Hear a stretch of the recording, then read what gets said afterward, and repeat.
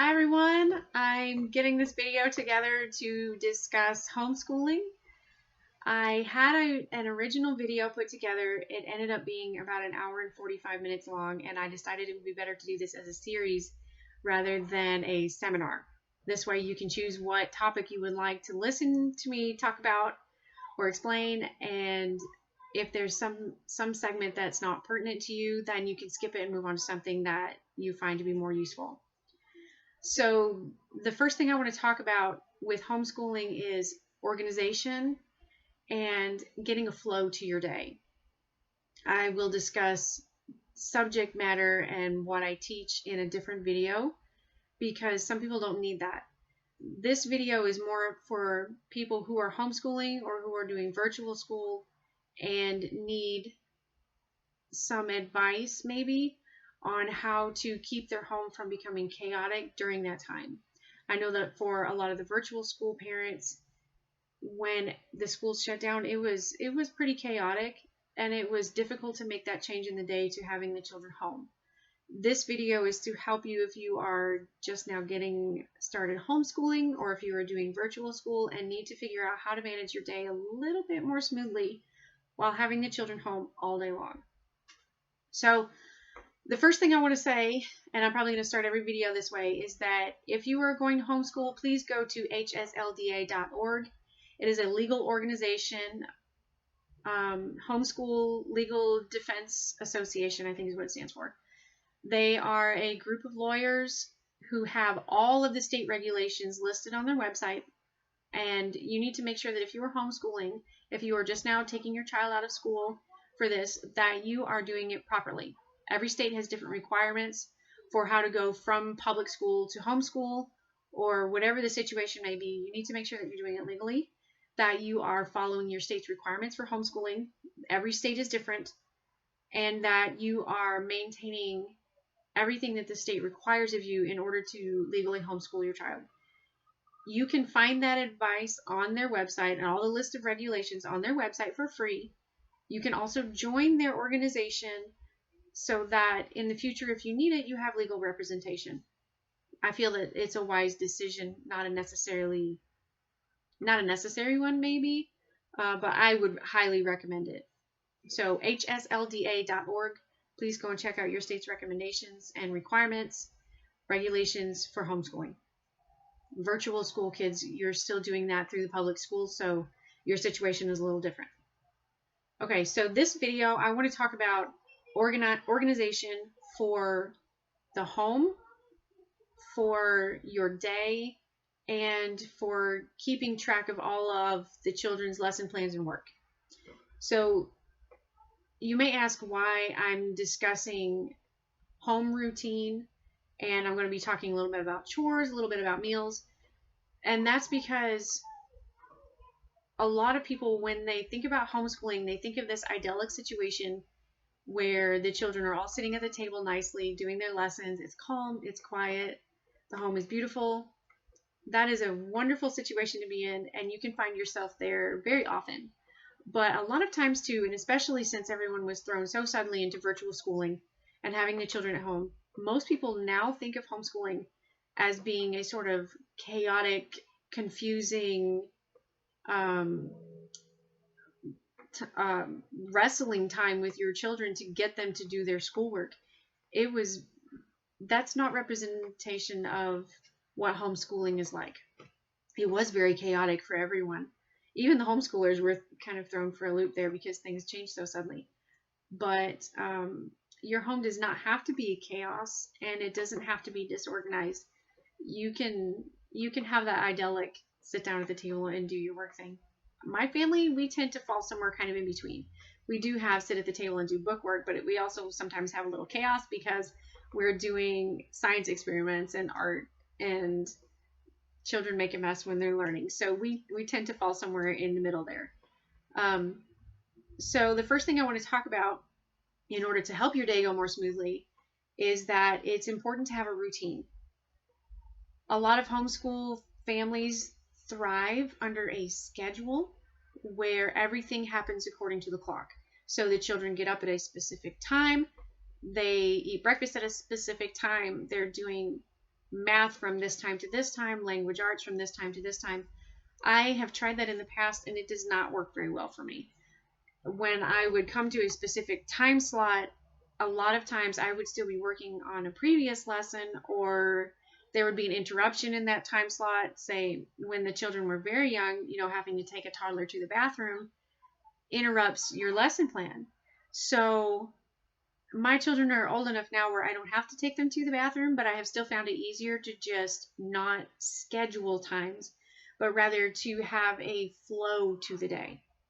So the way that I do this is that I prefer our formal homeschooling time, the textbook time, the core subject time, to go from about 8 o'clock in the morning until 1 in the afternoon.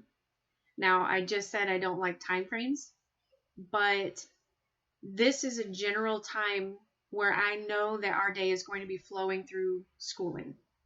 So it is very important to have the children wake up at a decent amount of time. It does not have to be at 5:30 in the morning. My children are usually up between 7 and 7:30. Some usually earlier than that because they see their father off to work in the mornings. But they're up usually between 7 and 7:30. Then we have breakfast. Then we move into our school day. I prefer for our formal lessons to be finished about 1 o'clock, and then they can spend the afternoon on extracurriculars like music, art, PE, free time, playtime. We do chores in the later afternoon so that the house is tidied after our day of working and playing. And then when their father gets home in the evening, it's tidied up. Everybody can sit down and relax all together as a family. So I consider it to be very important to make sure that everybody in the family is getting up at a decent time. Get dressed, put on your shoes, fix your hair. If you wear makeup, put some makeup on. You need to get dressed and put on your shoes, and your children need to get dressed in order to tell their bodies that we're getting up and we're doing things now. You get dressed when you're ready to go do things. If you stay in pajamas all day long, you're probably not going to get as much done. I have found that through experience. Any day that we've just stayed in our jammies, we haven't gotten nearly as much finished. It's been a rather slower paced day, and then it leads to frustration because by the time the afternoon gets here, I'm trying to rush them through their lessons instead of a more relaxed atmosphere. So very important, get up at a decent time, get up and get dressed, have some breakfast, and start your school day. My recommendation for starting the school day is to pick an activity that indicates that this is the official start of your morning. Some families will start the morning out by reciting the Pledge of Allegiance. We start our day off with a prayer and a group Bible lesson, and then we move into other subjects. And I'll discuss that a little bit more, but usually I allow the children to have some say in what subject they want to start with. If they are in the mood to start with language arts, we're going to start with language arts. If they're in the mood to start with math, we're going to start with math. They want to do science first, that's okay with me. Sometimes they need a little more guidance than that, and then I lead them through the subjects that we're going to tackle, and in the order that I feel that I have written down, really. But a lot of times, as long as it's a core subject, they can start with whatever subject matter they want. That way they can work in a way that's comfortable to them, and it leads to a lot less arguing. If you try to force a child to do math when they would rather sit and do language arts, it's going to be a battle that isn't really worth fighting, in my opinion. So we start with our Bible lesson, then we flow into the subjects. We'll take little breaks about every hour or after each lesson, very small breaks, 10 minutes tops. Grab a quick snack, go to the bathroom. I usually take that moment to switch laundry over. Then we get started right away. So, and then our day is usually done by about 1 or 2 o'clock as far as formal schooling. Then they have the afternoon to do their extracurricular activities. So another important thing that I want to talk about is chores. When do you fit in household maintenance when you are standing over your child, or when you're sitting at the table with your child and you're trying to teach? Some families prefer to do their chores before they sit down for schoolwork, and that's really great. For me, it doesn't really work that way because I can get caught up in cleaning very easily. It's hard for me to be in an environment that's messy. So if I start cleaning first thing in the morning, there's hey, our rooster. I don't know if you can hear him. If I start cleaning first thing in the morning, it tends to lead to the rest of the morning cleaning, and then I don't get to the lessons like I want to. I prefer to do our house cleaning in the afternoon so that we're tidying up after the school day and we're heading into the relaxing time that everybody gets to spend together. So my suggestion is to do the chores in the evening or the late afternoon so that the house is tidied up. You can relax in the evening and the house is cleaned up again for the next morning. My suggestion as well for keeping track of chores is to make up a family chore chart. And the way I would recommend doing that is to take all the responsibilities that you have during the day and write them down. And it's going to make you feel a little bit overwhelmed at first, but having everything on paper helps a lot. So this is the way I do it. This is a picture of our chore chart. It's a giant whiteboard that I keep up where everybody can see it. So this is our chore chart. I have the day written out, and over here we have different jobs that are divided up among our farm. I don't know if you can read it or not, but it has to do with different areas of our farm that need taken care of. I have individual chores, dishes responsibilities, pet responsibilities, the children's names, and who's in charge of it. We rotate these jobs once a week. So each child will get a turn learning how to do that appropriate job, and the dishes they take care of after each meal. These jobs do not rotate. These are family jobs, and we work on them, everybody, all together. So that is how you can keep track of what needs to be done. Each day has its specific job. You can check it off when you're done. Now, the children themselves have individual chore charts with each responsibility that they have to do, and they have days to put these in. I keep these in plastic. They give a little check mark with a dry erase marker, and this way I know that they have done their chores. If your child is little, like Eli doesn't know how to read, he gets pictures on his and very simple words. This is a really great way to make sure that they are keeping up with their chores. If you want to give them a little more guidance, make out a chore card for each room and have everything that you expect in that room to be done written on the card that they can mark off with a dry erase marker. That way they know that they have completed every job on that card. They can bring the card to you. You go inspect the room. You cannot expect what you don't inspect.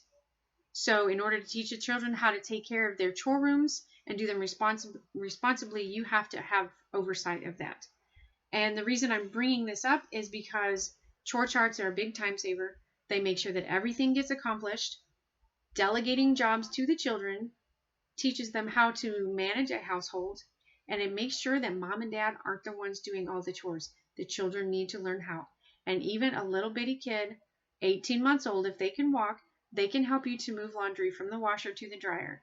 Little kids, 3 years old, they can take the silverware and put it away in the silverware drawer. Everybody needs a job to help, unless they are an infant and can't, but you're still taking them with you so they get the idea that there are important things that need to be done around the house. So that is the way that I manage the household. We have a giant chore chart. We have individual chore charts, individual chore cards. It seems like a lot. Once they get used to doing the jobs, I don't have to give them the chore card anymore. They just know how to do it. And I can take a walk through the house and say, yes, you are finished, or no, you need to attend to this section. And the children get used to being able to do those jobs without me having to have oversight. When it comes time for the chores, we do throughout the day, if things are getting a little bit crazy, we set the timer for a 10-minute tidy. They have only 10 minutes to tackle their specific chore room.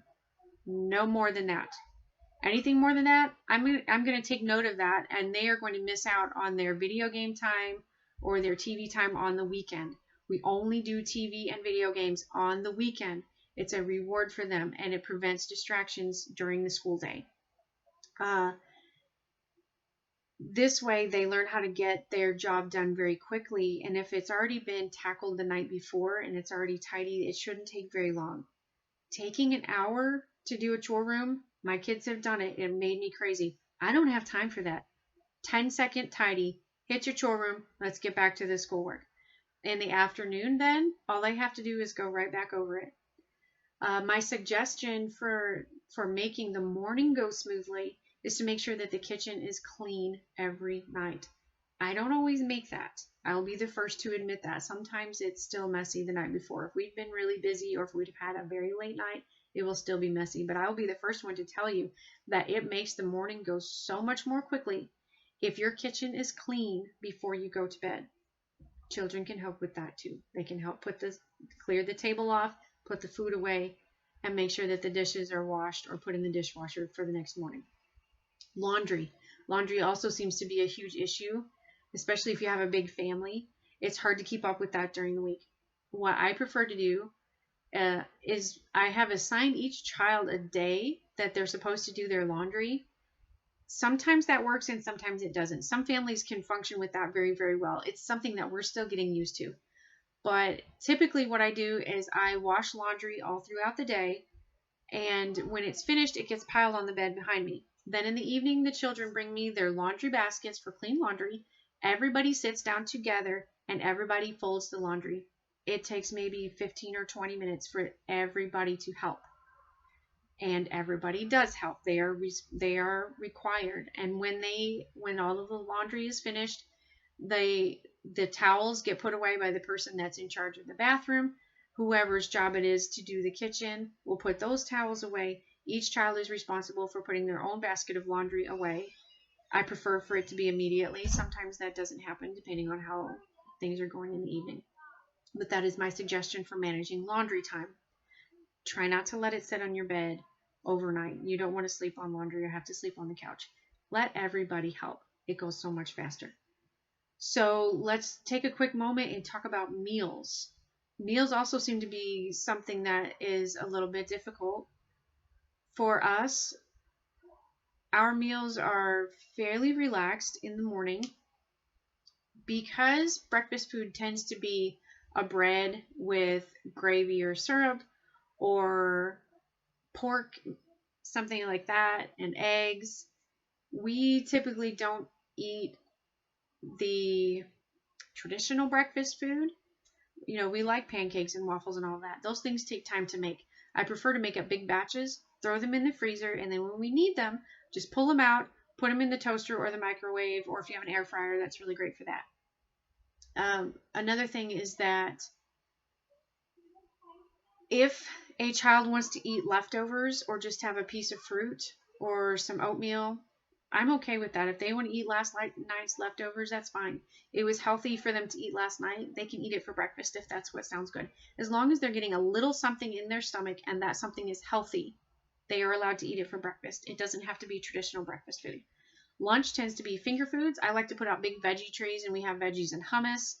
We have sandwiches or a quick salad, something fast that we can get done that doesn't make a lot of mess. All during the day, if they need a snack, I tell them get a fruit or vegetable. Any kid that comes to my house knows I have an open kitchen, but they have to pick a fruit or a vegetable or a handful of mixed nuts or something like that. It has to be healthy, a fruit or a vegetable. You'll hear me say that all the time if you're at my house. Supper time is very important to us, or dinner, depending on where you're at. It is a sit-down meal at a nice, clean table. Everybody sits together. The food gets put on the table. We take turns passing the dishes around the table. The children are required to use their manners. They have to make sure that they say please and thank you. No standing up at the table. They learn how to pass everything around and make sure that everybody has had plenty. They also learn portion control, because then if they take too much, then they have to watch the person next to them wishing that they had some. So we've had issues with that in the past where one kid will load up their whole plate with macaroni and cheese and then nobody else has some, and they see it right then. They see it right then. So they learn how to just take small amounts and be considerate to make sure that everybody at the table has a nice helping size rather than one kid eating only macaroni and cheese for the whole meal. So my suggestion for supper time, make it a big deal. It is a big deal. You get to sit down together as a family, and generally that's when your relaxation time begins. So that's my suggestion for meals. They don't have to be large affairs, but I would definitely encourage a nice sit down meal, everybody at the table minding their manners in the evenings. No TV, no cell phones allowed. Turn the computer off. It is family time. No distractions. Okay, the final thing that I want to talk about getting organized, I'm trying to keep this video to a minimum here, is my notebook organization. And this is something that will also come in handy for the virtual school parents. I'm not really certain how that kind of functions when they send the packets home with you. I don't know if they give advice on organization. I don't know if they come in a manila folder or if it comes put together already in a notebook. I'm not really sure. But this still may be something that you might be interested in how to keep everything organized, especially if you have a lot of children or a lot of work or you're trying to juggle a lot of things all at once. So my first suggestion for you is to get, if you're a homeschooling parent, this will help a lot. Get a big, thick binder. This is my mom's master manual. This has everything I need for the school year. It has dividers for each of the 4 children, and that is where I keep their lesson plans, their monthly hours log, and any printouts that they're going to need for that week. Then I have, that's easier for me than having to flip through all of the children's notebooks, because each one of them is also going to have a giant 3-ring binder that's divided out by subject. This will keep all of their schoolwork for the entire year right here. Virtual parents, if you need to maintain those things to turn them in once a week, I'm not sure how that happens, but this would be fantastic because then it's all right here, stored in together. You know right where it's at, and you're not trying to track down loose papers. So this is the children's notebook, and this, you see this big thick thing? This is why I laugh when people say homeschooling's not real school. This is my first grader's notebook from everything that she did in 1 year. This is a 3-inch binder. It's full. So yes, get you some 3-ring binders, one for each child and one for yourself as the teacher, and that's going to keep all of your work into it. Now, for homeschool parents, I have these. I have weekly lesson plans. It has the subjects, how long I expect each subject to take, each day of the week, and down here on the end is the hours. There's a spot up here at the top for the week, the child's name, and the child's grade. This is where you fill out your lesson plans for the week. When you complete the lesson plan, it gets a little check mark. If you went over time than what you expected, add that on there. Write down how much time they did on that lesson during that day.